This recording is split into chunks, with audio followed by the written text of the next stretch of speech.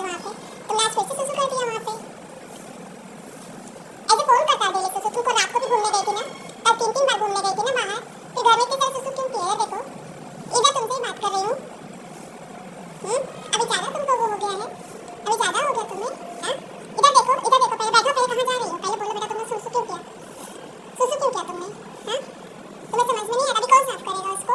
हाँ पापा लेके गए थे ना घूमने कराने। एंजल पापा कहते कि नहीं कहते, ऐसे उधर मुँह करने से काम नहीं चलेगा, इधर मुँह करो।